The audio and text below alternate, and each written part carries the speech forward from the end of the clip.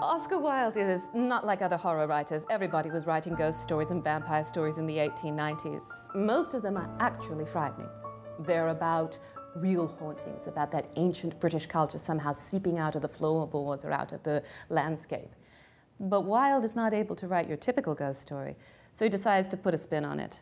His view, tell a ghost story, but make it about people who refuse to be haunted. And it's a spoof.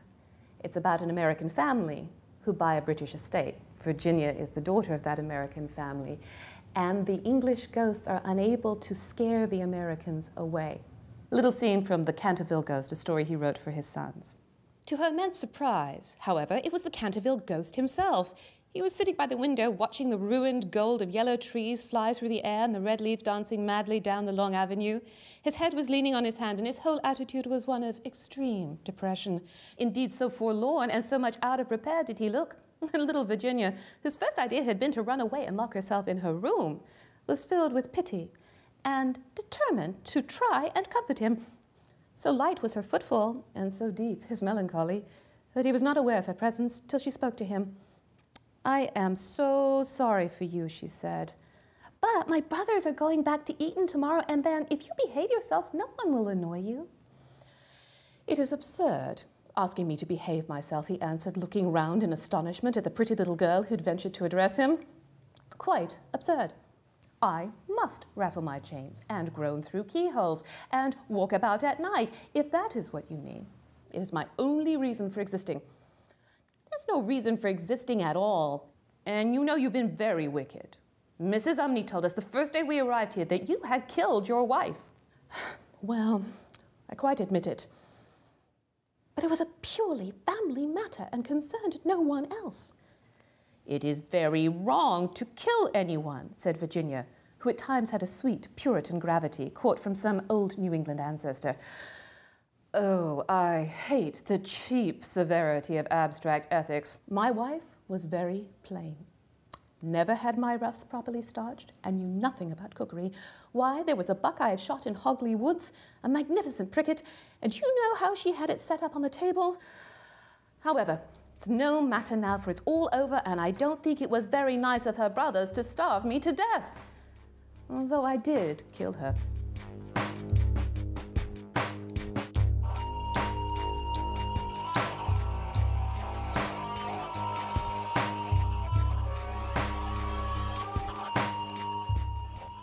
This selection is from Act 1 in Hamlet. This is a speech by the ghost of Hamlet's father. I selected it because it is the grandfather of all ghosts in Western literature.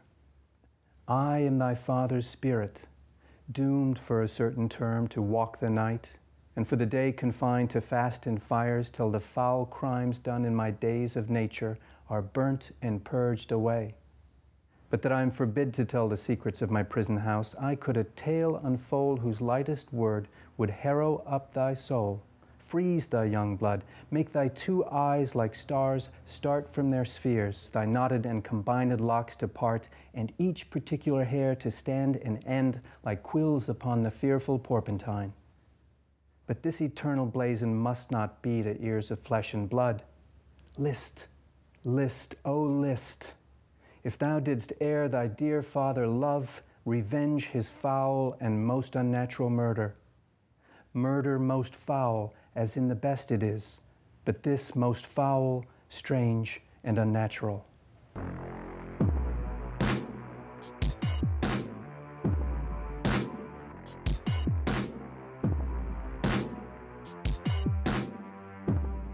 One of my favorite themes in Poe's tales is confession and its many variations. And in this passage in The Black Cat, a man has committed and hidden a brutal murder and unintentionally confesses it to the police.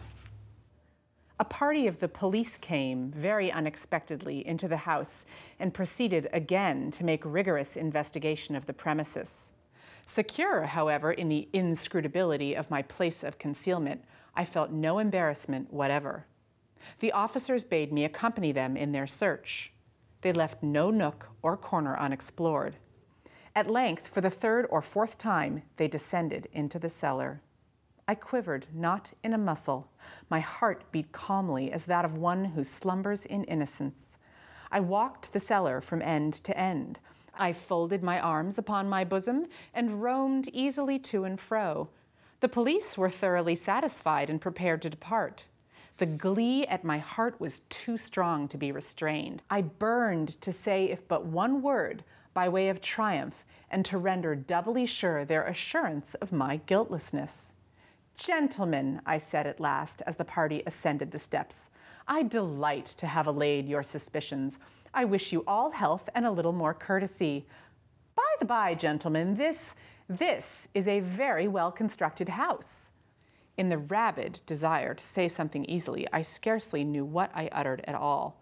"I may say, an excellently well-constructed house. These walls— Are you going, gentlemen? These walls are solidly put together."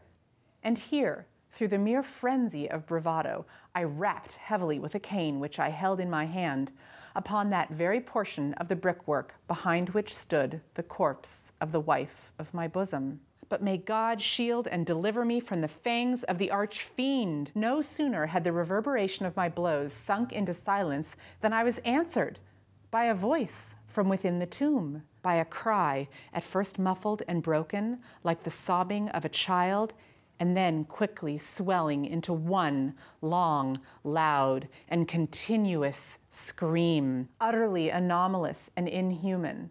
A howl, a wailing shriek, half of horror and half of triumph, such as might have arisen only out of hell, conjointly from the throats of the damned in their agony and of the demons that exult in the damnation.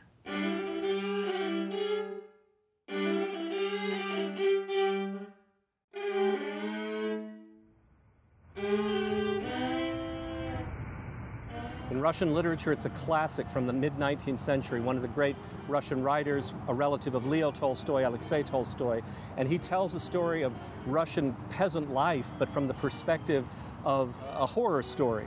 And what's brilliant about this story is it actually tells, for the first time in a literary text, the story of the vampire as a contagion, as being able to infect not just one person, a second person, but an entire village. Glancing at Zdenka, I saw that her features, though beautiful, were imprinted with death, that her eyes were glazed, and that her smile was convulsed with the agony of a condemned prisoner. Simultaneously, I sensed in the room a putrid odor like some half-open tomb. The loathsome truth stunned me. Only too late did I recall the monk's warning. What a desperate situation I was in. Everything depended upon boldness and cunning. Not wanting her to notice my doubt, I turned away.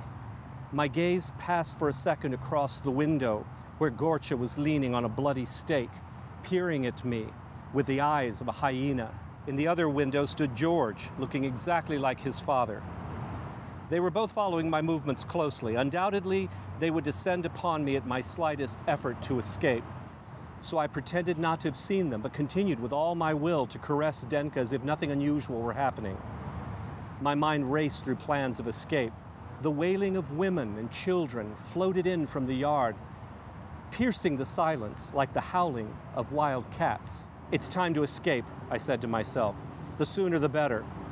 Turning to Zdenka, I spoke loudly enough for her ghastly relatives to hear. "I'm tired, my dearest. I must lie down for a while. Yet first my horse should be fed. I beg you not to leave.